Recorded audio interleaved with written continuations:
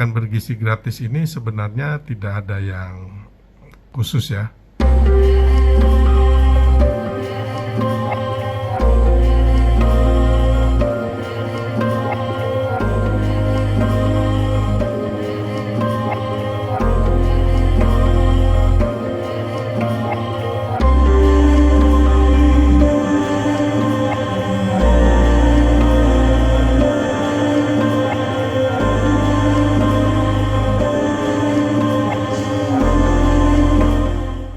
Pemilihan uji coba makan bergizi gratis ini sebenarnya tidak ada yang khusus ya.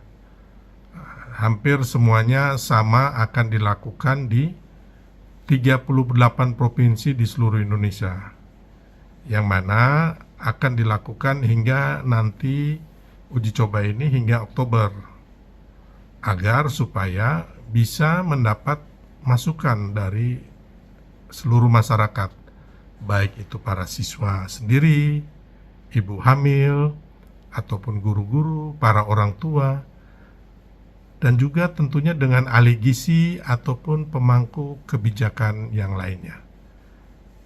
Dan tentunya ini dilakukan uji coba ini supaya kita bisa mendapatkan data, masukan, sehingga nantinya program ini bisa berjalan sukses dan lancar.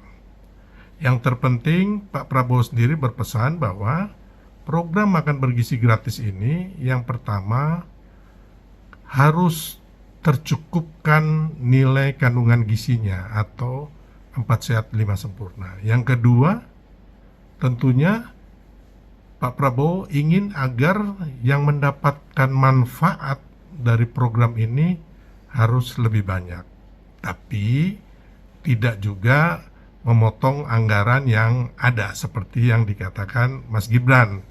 Jangan sampai kita pelit dengan program ini. Jadi intinya bahwa program ini mudah-mudahan akan berjalan lancar dengan berbagai macam riset, uji coba, dan juga studi banding lainnya. Di antara banyak sumber informasi, kami layak dipercaya. Karena kami menggali lebih dalam, berpihak pada kebenaran, berpegang pada data dan fakta, agar layak Anda jadikan referensi. Kompas TV, independen, terpercaya.